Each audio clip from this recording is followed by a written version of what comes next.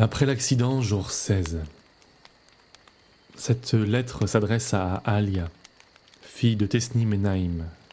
Dernière adresse connue est le 14e cercle, quartier de la Gorge, Ombreville, Saint-Royaume de Célida.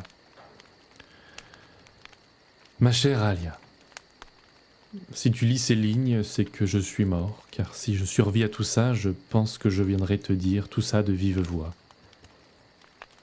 Pardonne ma fébrilité dans les pages précédentes, et pardonne-moi de parler si souvent de notre fille, et si rarement de toi. On ne devrait jamais penser plus souvent aux morts qu'aux vivants. Je pensais qu'en me forçant à t'oublier toi, ça m'aiderait à l'oublier elle. Vous ressembliez tellement. J'en pouvais plus dans le quartier, dans la ville entière, d'être celui qui a perdu un enfant. Et d'une maladie en plus. Personne à blâmer, pas de vengeance à accomplir, pas de grande quête du pardon pour guider ma vie. On a un mot pour nommer un enfant qui perd ses parents, orphelin. Mais l'inverse, ce qu'on a vécu, est innommable. Reprends-toi, elle aurait voulu que vous continuiez à vivre. Tu sais, j'ai perdu mon chien, je comprends un peu ta douleur. Allez, secoue-toi, ta femme, elle est là. J'en pouvais plus de leurs remarques. Mais pourtant, t'étais bien là, toi. Tu n'attendais rien d'autre de moi que je sois là. Que je sois abattu, hystérique, enragé, catatonique, hébété, fou, dans le déni même. Tu m'aurais accueilli, juste pour qu'on soit ensemble, à essayer en tâtonnant de continuer à vivre. J'ai même pas pu te donner ça. Je suis parti. Si tu savais comme je m'en veux. J'aimerais me dire que j'avais pas le choix. C'était la seule option que la tristesse ravageuse me laissait, mais ce serait faux. J'avais le choix. Je pouvais rester, pleurer, crier, casser, détruire et reconstruire, écouter, parler, aimer. Mais j'ai choisi la fuite et le silence et le froid. Je la voyais dès que je te voyais.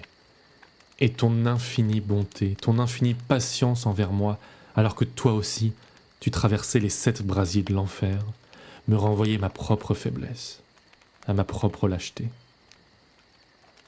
Dans un égoïsme terrible, j'ai fini par te haïr d'être triste. J'ai fini par te haïr d'être bonne. Et je suis parti.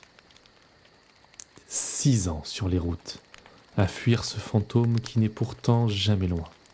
La preuve en est ce carnet. Notre vie aurait été différente, sûrement pas parfaite, mais notre vie aurait été. Je ne vis plus depuis que je suis parti.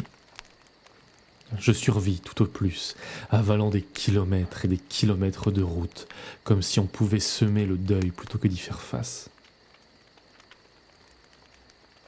À la première page de ce journal, j'écris « Je n'ai ni famille, ni amis à qui transmettre ces mots. » C'est vrai. Mais j'aurais pu t'avoir toi. Je ne pourrais jamais me regarder en face et me pardonner. Alors pourquoi te demanderais-je de le faire ? J'espère que tu m'as oublié. Que tu nous as oubliés. Que tu nous as oubliés, Myrtille et moi, et que tu as refait ta vie. Ailleurs qu'à Ombre, peut-être. T'es peut-être retourné en Chloïdie, avec son train aérien entre les îles dont tu me parlais si souvent.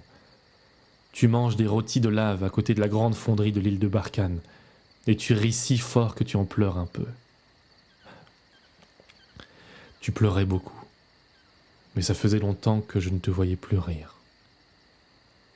J'aimerais te revoir une dernière fois, juste pour être sûr que tu m'as oublié, que tu ne m'attends plus, que tu n'as plus besoin de moi.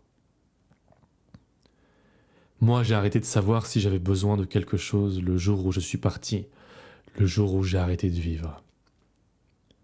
Je mourrai peut-être ici, mais j'ai arrêté de vivre il y a bien longtemps.